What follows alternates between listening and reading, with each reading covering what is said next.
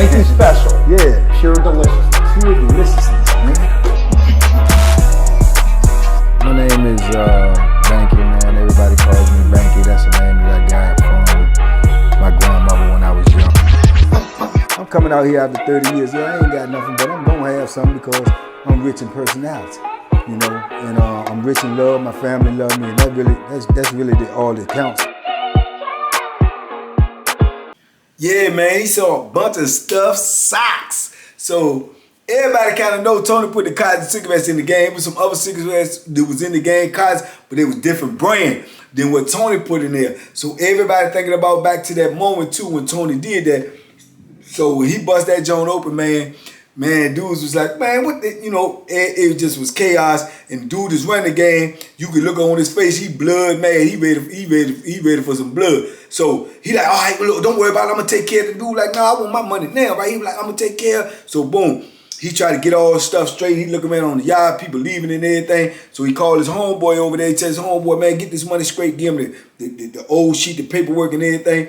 Tell him, man, get all this money straight. Make sure everybody paid, man. Get the chips and all this woo woo woo. So next thing you know, he walking around the yard looking for Tony. So he see Tony probably about a good 30, 40 feet away. Hey, Tony, come here. So Tony turned around and looked at him. So he started moving fast towards Tony, and he started pulling that Bethlehem out, man. So Tony took off. So this joker chasing Tony on the yard with the Bethlehem, trying, man, you gonna get, I'm gonna kill you. So Tony running, Tony get to the entryway, get up in the entryway, zoom on upstairs, woo, woo, woo. Dude don't go through the entryway because, like I say, sometimes, most of the time back then anyway, the police be in the entryway or you come through there zooming like that, they gonna, hey, what you doing? They might call the code. So he let dude get away, but he telling dude send away, I'm gonna kill him. Tell him I'm gonna kill him. Yeah, you believe that? I don't care, he better bring that money out. I'm telling you, he gonna die. Woo, woo, woo. So they beefing. Everybody know Tony did it. Plus Tony ain't admitted he did it, but everybody know he did it and he done took off. So, you know, next thing you know, man, like I say, we in there over the night, man. Words coming by, woo, woo, woo. Tony telling people, man, I ain't had that, man. I ain't put that in there, man. I got a cigarette from somebody else, man. I don't know nothing about no sock, man. Boo trying to do something to me, man. I'm telling you, man, he ain't do nothing to me. So, whoa, they beefing now. Everybody know they beefing now. Tony done got this little bad bone on his name, too, because regardless of what he's saying, people believe he did it. You know what I'm saying? If you ask me, I think he did it, too. You know what I'm saying? Just by the circumstances and the way it came out. I can remember, you know, my visual memory, you know what I'm saying? So I believe he did it. He was desperate. It was just a shot he shot. Woo, woo, woo. So, dude act like gonna get him now. I know the dude that's running the game. He will do something, you know, and you got them type of dudes in there. You got them dudes that's built like that. They cut from that cloth like, hey, whatever it is, whoever it is, I don't care. I ain't picking and choosing. You want that beef, I got that beef. You got them type of dudes. Then you got them type of dudes that would do what they have to do when they have to do it. You know what I'm saying? Then you got the type of dudes that would do what they got to do if they back up against the wall, right? Now, I felt like he was a back up against the wall type of dude. You see what I'm saying? He knew he couldn't really run no poker game no more if he ain't stepped to Tony because dudes won't gonna respect this gangster. Dudes won't gonna be paying him. And therefore, that puts you all the way out of the money circle. You ain't getting no more money with poker. You know what I'm saying? Because dudes gonna drag you. They gonna take advantage of you. It don't matter what you say. When it came time for you to do something, you ain't do it. Yeah, you straighten all the money, but you didn't straighten Tony. So that's the way dudes looking at it. So he's sending threats. He gonna do this. He gonna do that. Big mistake. Big mistake, man. You don't send no threats in the penitentiary, man. If you're going to do something, you do it. You don't get no fair warning like I told y'all before. Ain't no warnings in war. If we at war, ain't no warnings, ain't no, warning shots. It ain't none of that. It's on site. If I see you or you see me, you do what you got to do. However it shake out because I know I'm at war. I ain't got no business walking around not prepared. Period. That's me. That's how I live. That's my philosophy.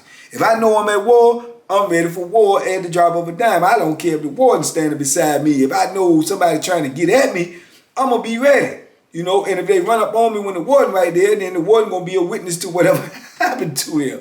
Because that's it. I'm not going to just sit there and be, okay, well, woo, woo, woo. Nah, you got to take every threat in prison seriously. You got to take everything to heart as if your life depends on it because your life depend on it. It's just that simple. So he should have heeded that warning, because he sending threats. He walking around telling people, oh yeah, Tony, man, he can't do that, man. No, man, I got to see him. I got to have him. Woo, woo, woo. So a couple of days go by, you know, Tony stay up in, he stay up in, they hitting and missing, they don't see each other. So I'm actually up in the building when I heard the code go off, 1033, code, blue, code, this. And everybody lock up, man. Y'all better lock up. Everybody go to your cell, I'm like, Lord, what the heck did happen now? Boom. Because we get locked up anytime somebody really get hurt or something happened with the police or something like that. So I can remember like, man, what the heck didn't happen this time? So I remember trying to get me some hot water, going to cell, we on lock. Don't nobody know what we on lock for. Next thing you know, they coming around. Police asking the police, man, you might find a police that you cool with, man. What happened, man? Why we on lock? Whoa, dude got hit up on the yard. So dude's like, who? You know what I'm saying? And they said, they was like, that Vietnamese boy. So I'm like, what, he got stabbed? He's like, nah, he stabbed somebody. You know, man, Tony caught that dude out there slipping, going to chow, lunch, lit him up, hit him up about 4 or 5 times, bop, bop, bop, bop, put that Bethlehem in him and took off running, laid him laying there in the pool of blood, you know. And they say Tony would run away, holler, you ain't know not me. No, not me, nah. You know, and ran off. Boom. They went and got Tony, locked Tony up, woo. Locked, took old boy, medevaced him up out there. He fighting for his life. You know what I'm saying? So now the whole, what you want to call it, the whole pot of stew changed now. See what I'm saying? Because now Tony done use that Bethlehem. And he done use it seriously. Like, dudes who get that Bethlehem and they be bluffing with it, trying to act like they trying to keep you off of them and woo. But when you put that joint in somebody and you really put that work in where somebody might die or say fighting for their life, then they know you serious and you are forced to be reckoned with. So now everybody done changed their focus on them. Everybody looking at them different. They're like, no Vietnamese dude ain't nothing to be played with. You see what I'm saying? And what's even more crazy about it, he did the larceny stuff and he ended up hitting the dude. Hit his stab. He ended up, stabbing the dude because dude trying to get at him for the larceny that he created. That's prison for you. That's prison for you. Dude trying to get at him because he did something wrong. He ended up stabbing dude because he know dude want to hurt him for what he did wrong. Now you do the math to that and you tell me where that add up at. You see what I'm saying? So it's just a crazy dynamic, but that's how I go in prison. And when it comes to the point where somebody believe they're gonna be hurt or they think somebody gonna hurt them, dude's gonna protect their life at all costs if it means even taking another life. That's just what they gonna do. The ones that got it in their heart that they're not gonna be hurt, you know. So I guess that's how Tony felt. You know what I'm saying? I can remember, I know he stayed back in that hole for a minute. Dude did make it, he ain't died, nothing like that, but he never came back on that compound no more. They shipped him up off of there because he didn't tell, but Tony still got the case. You know what I'm saying? Like I say, the street case, you might beat if the dude is not going to tell on you. The penitentiary case, you ain't going to beat because word of mouth already is you did it and they going to find you guilty. You going back there in that hole. If you lucky for a charge like that, if you really lucky, you might get out in a year. You know, but man, you could do longer. It all depends on how you acting when you back there, if you cutting up, whatever. Now, all the other dynamics come into play too, because when you come out, if they let you out, if they don't transfer you and they let you back out on that same institution that you spilled blood on, who was that dude's friend? Who was his homeboys? Who really rock with him? How they looking at you? Is they plotting on you? Do they want to do something with you? You got all that to deal with up in your brain. Now, if you man enough to come on out there, because they going to ask you, you going to have to sign a piece of paper say you know what I'm saying, you take responsibility for your own life because you was allegedly in a violent incident and it may be repercussions on the yard. So if you want to go out there, you're going to have to sign this release form. So if you man enough to sign that release form, you come out there, all of that stuff is what you're going to have to deal with. And that creates a form of paranoia in your brain, man, because I done been through it. It creates a form of paranoia in your brain, man, where you might end up doing something that you don't want to do, or you might end up doing something off of response because you already got all this paranoia in your brain, you know. But he came back out on the yard. He came back out on the yard, and he was definitely walking around. He was definitely walking around paranoid. I talked to him a couple of times. People could see him. He kept that Bethlehem on him at all times. He's scared. He ain't really playing poker. And when I say scared, that means scared because you got to be. Fear will keep you alive in prison. You know, so he like, man, you know, man, that dude plotting on me, man. I ain't gonna let nobody hurt me, man. You know what I mean, man? Now, you know, I'm like, man, told him, man, just be chill, man. You did what you did, man. You gotta stand up under that, man. Yeah, man, but you know, if they try to hurt me, man, I gonna kill somebody, man. I guarantee you that, man. I gonna kill somebody, man. They try to hurt me, man. You know, he try to hurt me. He was gonna do something to me. I did what I had to do. That's how he feel, you know what I'm saying? So he like, everybody else try to do something to me, man, about that, man. I right here, man. So Tony was standing out there at the beginning of the yard every rep. He come out, stand at the beginning of the yard. He don't go fluctuate with the rest of the yard. He stand over by the fence with his little arm closed, got a little coat on, and that's a clear sign say, I got that Bethlehem on me, man. If you come over here messing with me, you better be serious. And that's how he was for a minute, you know. And then I guess he started loosening it up because he felt like nobody gonna do nothing to him. And then, like I say, it take a big hot dude, man, and a real soldier, man, to go at a cat for his partner, to go at a cat for another cat. Because, like I say, everything you do in prison, you gonna pay for. I don't care what they tell you. Everything you do, you gonna pay for. So you gotta ask yourself if you willing to pay this price for somebody else. And then you also gotta turn around and ask the reverse question: would he pay that price for you? So 9 times out of 10, dude ain't gonna really step out there for you unless he's shown up, rock with you, y'all locked in. That's like a brother to you. Like I had a few partners, like Dixon. If somebody would have hurt Dixon and I'm still on that yard, and they hurt Dixon and Dixon go off that yard, they come back on that yard, man, they goose is cooked. You know what I'm saying? Whatever the price I had to pay, that's what I had to pay. Cause that's my brother, man. You know what I'm saying? So, and there was a few brothers that I was like that with, but yeah, that's just me though. But everybody ain't cut from that cloth. Everybody ain't willing to pay that price. I didn't want to pay the price, but my pride and my loyalty gonna make me pay that price. I couldn't look at this dude knowing that he did something to my brother and he right in my face. I couldn't do it. Other people look at it different. Other people got a different philosophy about that. And I don't knock nobody because, like I say, everybody's responsible for their own life. Everybody's responsible for their own actions. So I don't knock nobody else for whatever they do. I only know what I would do. I only know how I carry it. But yeah, so you know, ain't nobody really want no smoke with him. And then it's a dangerous thing to look at the dude and say, "Oh, I'm gonna go get him because he did that." And when you looking at what he did to the other dude, yeah, how you know he ain't gonna do it to you? You see what I'm saying? So all of that come into play. All of that is in the dynamics, man. But like I say, Tony kept doing what he was doing, man. Eventually, he started playing poker again. He come to the game. He already know. He already know all the time. He got to bring all this stuff up front, especially now. He got to open and show people this real, man. Woo, woo, woo. Because dudes ain't going to let you get in. And you ain't getting no credit. You got to go get it. If you run out of money, you got to go get it. So that's how he to put himself up under that type of scrutiny now, playing poker. So that's the way it was for him during this time when we was on Augusta. So, yeah, man. But he, like I say, he kept playing. He wins some. Sometimes he win because, like I say, bluffing in poker is essential. If you got a good bluff game, then, you know, and you got the hot, you know, the kahunas to bluff like that, knowing you ain't got nothing, then you gonna win some. Only when you don't, you know what I'm saying, when somebody just know you just a bluffer. But then you got dudes that's so cunning and so slick, and they'll bluff, and then when they really got something, they'll talk so much stuff that you'll think they bluffing, and you step out there, boop, chop your head off. They got it.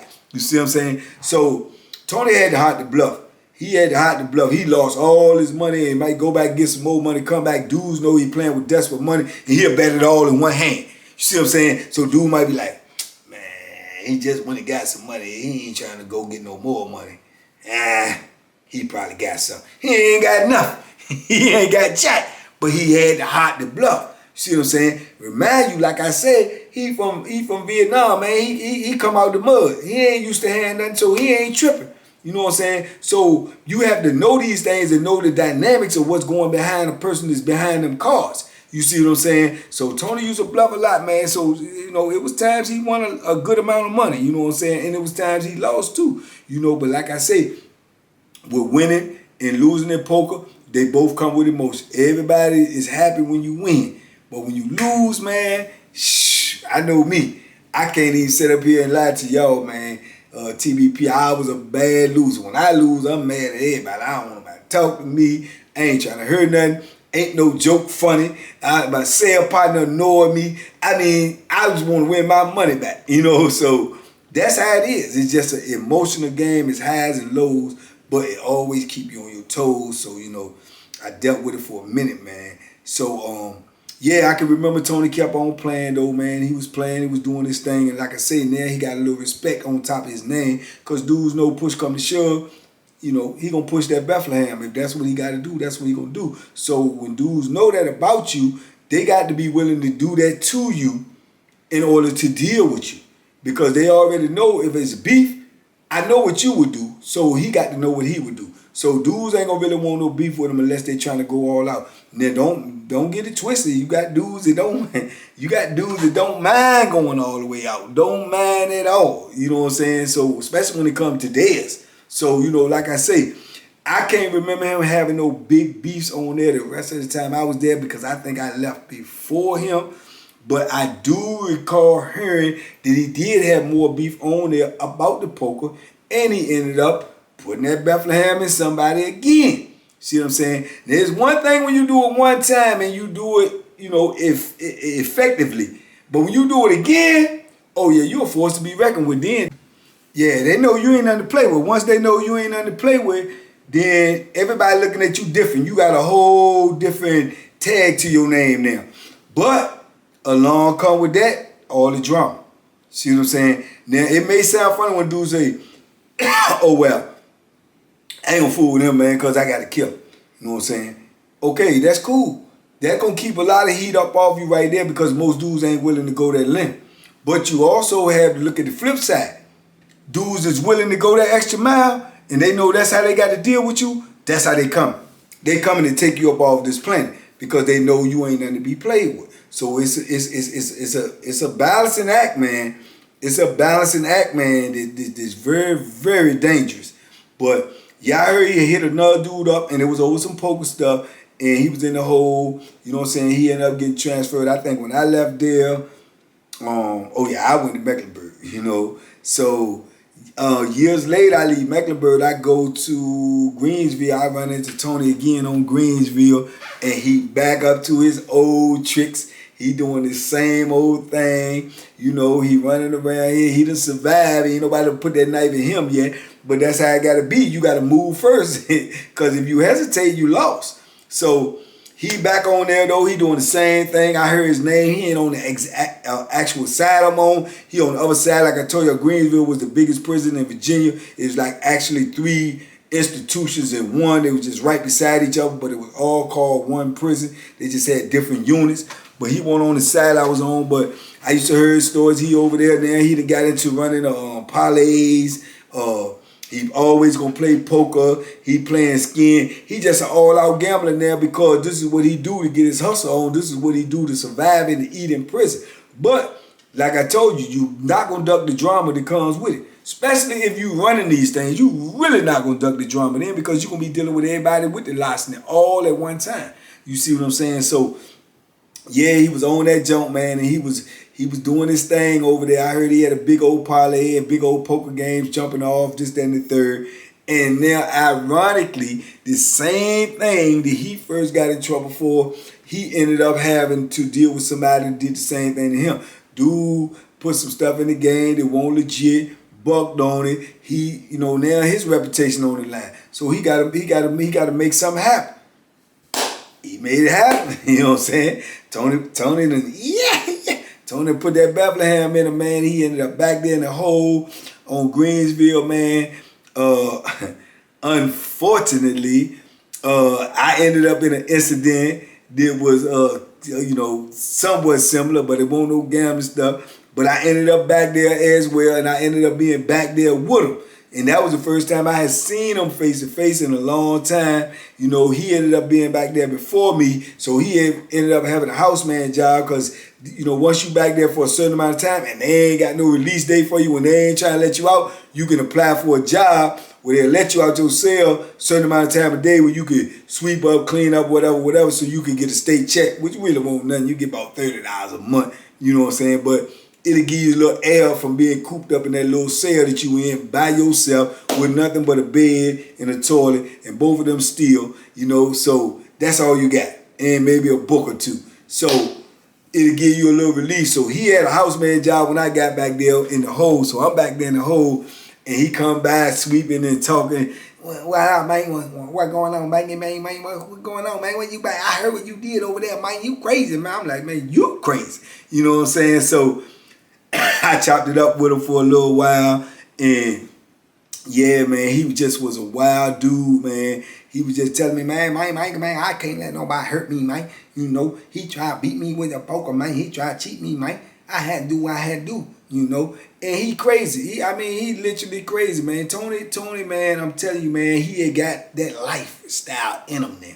He done adopted the lifestyle where he's literally crazy. You understand me? So, like I say, I can remember so many incidents with him because I kept running into him year after year after year. You know what I'm saying? Different places. I've been on a couple of different institutions with him. But at this time, we was on Greensville. When I was talking to him at that cell, when I'm in segregation, I was literally locking it in my mind now that, man, Tony is crazy. Tony has lost his mind, and he playing Russian roulette. Because you ain't going to get away with everybody with that larceny. You not, because you're going to run into a dude who already heard about your reputation, already heard about what you will do, and already heard about the larceny that you got with you. So if they choose to deal with you, they already got a plan of what they're going to do to you if something go wrong. You're going to run into one of them dudes. You know what I'm saying? Because that's how I thought.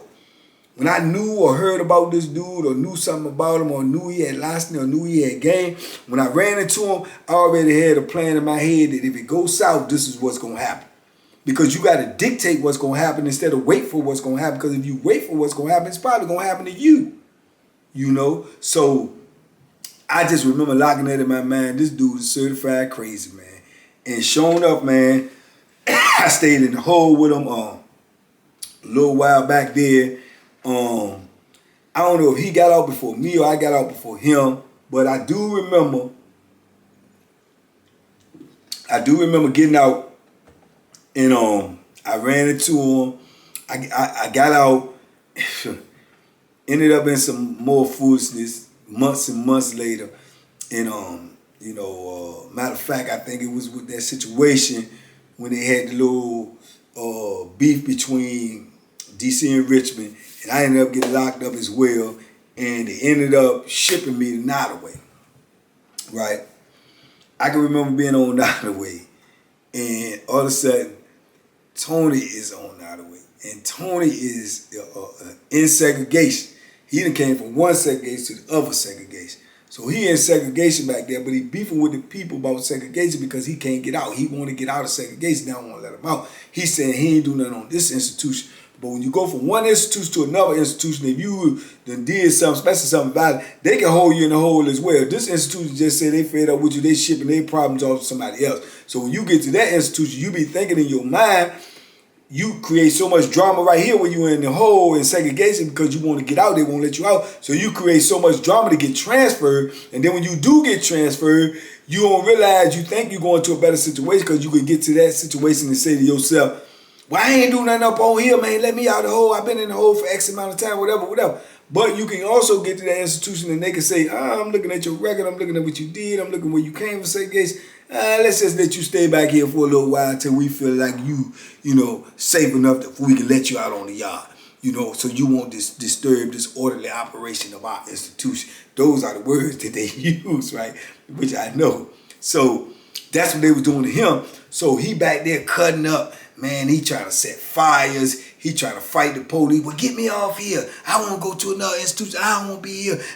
Because they won't let you out the hole. So I can remember her and he was back there the whole cutting up, man. You know, dudes were saying, man, they got this Vietnamese dude back there, Tony, man. He be flooding, he be setting fires, he be spitting on the police and all this and all that. So you did all of that, ain't number one or two things gonna happen. They gonna end up transferring you, but you're gonna go to a higher level, but they're gonna do it at their own convenience. Or they're gonna keep you back there in the hole and just keep dragging you because, you know, nobody else wants you, because they already know when they send you, they got to send paperwork. And when they send paperwork with all the stuff you're doing, they're going to say, man, you can keep him there. So he is really a double-edged sword, man. You know, it works sometimes, sometimes it don't. But that's what he was back there doing, man. I could hear all the little rumors and conversations about him being back there cutting up and everything. And lo and behold, man, I'm on this jump, and I was running my little store-box business, doing my thing, minding my business, not looking for no drama whatsoever. Called myself trying to help a little young boy. He did the same thing. He done got in a poker game, can't pay his money. Them gang member dudes give me to tear his block off. So he come borrow money from me from the store box, which really want a lot of money. It want about $35, $40. I give him the money. I tell him, make sure you get my money, man. You ain't got to really give me no interest, no double or nothing. Just give me such. I remember he gave like $35. I give it to him, man. Tell him like give me $40, $45 back. Something like that. Trying to help him. Because I knew what he was facing and he didn't know. Young, ignorant, you know, blind to the fact he may get hurt. So I give him the money to go pay dues. Lo and behold, this dude owe everybody. He doing this, borrowing from here, doing this, I don't know all this at the time. So come store day, he go to the store, tell me, I'm gonna have your money, man. I'm gonna have your money when I come back, man. I got you, woo, woo, la, la, la, la. I'm gonna have your money. I'm like, all right, I ain't worried about it, because I got like 50, 60 dudes over me. I ain't really pressed, but I want my money. But I ain't really pressed or worried about if he gonna have it or not. I know if you borrowed it, you better have it. So, like I said, lo and behold, he owe everybody. Do you know this chump go over there, go to commissary, make a detour, and go to the administration building and check in. Checking in is when you asking to be removed from the compound because you fear for your life, you in danger out there, woo, woo, woo. So this fool goes and check in, and they want to know why you checking in. They want reasons. Man, this chump give him my name and another dude name, say he owe both of us, and if he don't pay, he know for sure I'm gonna kill him. Right. I'm telling you, man, you can't make this up. Now I'm sitting back in my cell, minding my business, and them people come to my cell, man, call me to the door. It's store day. I got all this commissary sitting right here. The people that bought me, that's bringing me, paying me periodically, and tell me that they want to talk to me about dude saying that he owe me some money and I'm gonna kill him if he don't give me no. I said, I don't know what you talking about, man. He said, man, you run the store. I said, I ain't running nothing. No. They look around the room and see all these bags, which was evidence right there in their face, man. And people locked me up, man. Locked me up for investigation, man. I was so mad and so man, if I would have caught that little boy, man, I wanted to break his face. That's how mad I was, you know what I'm saying? And I know he was trying to check out because he had more drama on him, but he used me as a sacrificial lamb, man. And at that time, man, I wasn't having that. I was mad, but I ended up having to pack all my stuff, all my food, went on investigation. They ended up taking half of my stuff. I'm back in hole and segregation for some stuff that I ain't got nothing to do with. I wasn't going to do nothing to the boy. I definitely won't kill him because he won't even worth killing. I could have, you know, and got him out my way for $40, but it was crazy. Yeah, I ended up back in the hole with Tony. He back there cutting up, acting like a fool. And that was us reuniting again after years and years and years. I'm on one floor, he on the other floor. Now, when you in segregation, it's like on the other way, it was 2 floors.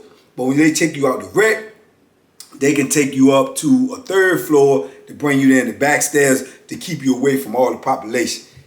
Man, we back there, Joan, and next thing you know, I was back there for a couple of weeks, and we going to rec one day. So we going to rec. When they take you out to rec, you got on shackles and handcuffs. So they taking us out to rec. We going out to rec. They bring other people from the other floor. They bringing other people from other parts, and they taking us out there, putting us in cages like dogs. You understand me? This was right before they started using the leash too. They tried to start using leash. They put a leash on us, on our handcuffs, like they carrying us literally like dogs. Once they started that foolishness, I ain't even go outside. You ain't put no leash on me. You know, you're not gonna dehumanize me like that. You already, you know, got me without my freedom and all of this other stuff. I'm not gonna let you just dehumanize me and put no leash on me. I don't know where they came up with that from or what type of psychological games they was trying to play with dudes, but that's what they started doing eventually. Months after this had happened, they started doing that, right? But anyway, so we going out there. So usually when you go out there like that, you got the shackles on, you got the handcuffs on, you got an officer holding this arm, officer holding this arm. They walking you to segregation. I don't know why they got a hold on you so tight. You got on shackles and handcuffs.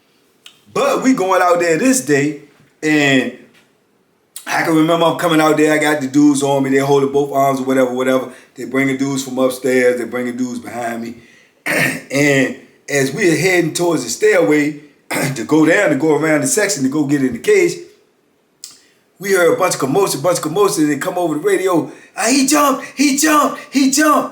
Man, they bringing Tony out. Tony on the top floor, man. Tony done broke away from the people and took off running with the little shackles on and jumped over the rail. Over the rail, man. Don't you know this cat broke both his ankles and legs? This thing is ultra high, man. That's how crazy this dude was. Vietnamese Tony was crazy. He ran away from them in segregation and jumped over the rail. Broke his jokes and everything. The next time I seen Tony, man, I seen him, he was in a wheelchair. And he had casts on both legs, and he had a cast on his arm. And he in a wheelchair, and they pushing him around from segregation to take him to medical and bring him back. That was the next time I seen him. That just shows you the level of depression and oppression that a dude go through when he locked up. He was so irritated by his situation being back there, coming from one segregation to the other segregation, and they still won't let him out, and they still won't transfer him. He had to create his own situation. He had to show them how crazy he was and how desperate he was to get off the institution. So he runs and jumps across the rail and put his own self at risk and break both of his ankles, man. Both his ankles. The rail is almost waist high. They say he tried to jump, couldn't jump over it with the shackles on, clipped his leg, flipped over, boom, boom, boom, and landed on, when he got to the ground part, he landed on his feet, and with the shackles on, it broke both his ankles and broke his legs. Now you tell me that ain't crazy? That's crazy. That's Vietnamese Tony. You know, and I can remember that, man, just as clear as day. I say, this fool is a fool. He is a fool, man, but that's how he was. He was crazy. So dudes knew that. They knew dealing with him that you dealing with a nut. He was a nut. Because by now, he a veteran in prison. He'd have been in prison a little while. He'd have been all in the poker arena. He'd have put that Bethlehem in a couple of dudes. He in the life. He in the life, and he ain't tripping about getting out because, like I told you, where he come from, he said it was worse than prison. On the inside of prison is better than on life outside of Vietnam where he come from. That's what he said. You know, those are his words. So he really won't trip. You know, so yeah, that's how he started living his life, man. And it was crazy, man. I had some incidents with old Tony, man. Some real life incidents, man. Because I ran into him some more. Years and years down the line, I ran into Tony more. A couple of more times. A couple of different institutions. And ain't nothing changed. He was still living his life. He was still doing what he wanted to do. He was still doing it. He was still alive. Which surprised me because I heard things over the years. But man, that's just a type of lifestyle that you'll get caught up in when you're in prison. If you're not careful and you don't get focused, you'll get caught up in something that you can't get yourself out of. Because now you're a part of it. And then when you pick that Bethlehem up and you start using that, you're a part of that lifestyle. You can't erase that. Because everybody dealing with you from that point on is dealing with you with deadly intentions because they know that's what you have. You see what I'm saying? So he created that beat for himself. He created that lifestyle for himself. He created that name for himself, and he always had to live up to it. Now, when I got out last, I heard he was still in. I doubt if he out. I doubt if he out. I wish he was out, though. I wish everybody was out, man. Because that's a brutal life, man. But I don't know if he out or not. But I'll try to check on him and see what I can find out the status of him is. I just wanted to get that story off my chest, man, because I was thinking about it. And I just thought about it, man, because my brain be twirling and turning. I think about things, and I said, man, well, Vietnamese Tony, I wonder where he at and what he doing. So I decided to sit right here and share that with y'all. But I got some more stories about Tony. Hopefully y'all dig this one. If y'all do, you let me know in the comments. You let me know, verbally by expressing yourself in the comments. And if y'all want some more about him, man, I dig back in my brain and bring up these rest of these stories I know about Tony, which is popping in my brain right now, which is crazy. But y'all just let me know. But in the meantime, man, like I say, it's a blessing in every lesson, man. And the blessing is, man, that if you start your bit off and you live these certain type of ways and go through these certain type of incidents, like Tony did, it was a growing. Dudes literally grow up in prison, but they grow up going through a different type of training than you gonna go through in the real world. But if you can survive that, and as I told you, when the last time I seen Tony physically might have been 2014, maybe 15, maybe 2014, 15. So he survived a long life in there, in that type of environment. For that, you know what I'm saying, he's blessed. That's the blessing, because you usually come up with some casualties, man, and some real significant war wounds if you live in that type of lifestyle consistently in prison, And I hadn't heard he got popped in the mouth like that a couple of times or whatever, but I hadn't heard he had that Bethlehem put in, and that's what you want to avoid at all costs. But yeah, he won't never a rumbler. He can't really fight somebody to take off on him right there. He ain't got that thing on him. He probably gonna take an L. But you can rest assured, you better get out of Dodge, because he coming back and get you. You know what I'm saying? But yeah, so he survived that, man. And like I say, it's a blessing in every lesson, man. And the lesson, the blessing is, man, that if you survive those things, you should learn from them. You should process them in your mind, and you should use them going forward, man. And then on the back end of that, you're supposed to share those lessons with other people, so they never had to go through what you went through. They never had to take the route that you take. If you went a wrong route, or you went a way that you feel like you shouldn't have went, and you experienced all these crazy things behind it, you got to warn the youngsters coming up behind you, man. You got to keep them away from that type of stuff, because like I say, everybody ain't gonna survive that type of lifestyle. They just not gonna survive it. Mentally or physically, they not gonna survive it. So shout out Tony, man. Wherever you at, I hope you ain't playing poker, and I hope you are safe, my brother. But in the meantime, in between time, man, 2022, we moving onward and upward, man. TBP, stand up, man. I salute y'all, man, for rocking with me all the time. I appreciate it, man. I receive the love. I give it right back. Tell a friend to tell a friend to tell a friend to tell his friend about this movement. We on it in 2022, man. We almost at 50K. We should have been there. We've been at 50K for months and months and months. So tell somebody, we've been at 40-something K for months and months and months. We need to get to 50K and on it beyond to 100, to million, and keep on going. So tell a friend to tell a friend, man, to come join this movement, man. If y'all really rocking with the TBP, spread this message, spread this movement, man. I love y'all. Peace. Be safe out there, man. Be smart. Make good decisions. I'll catch you next time. Boom.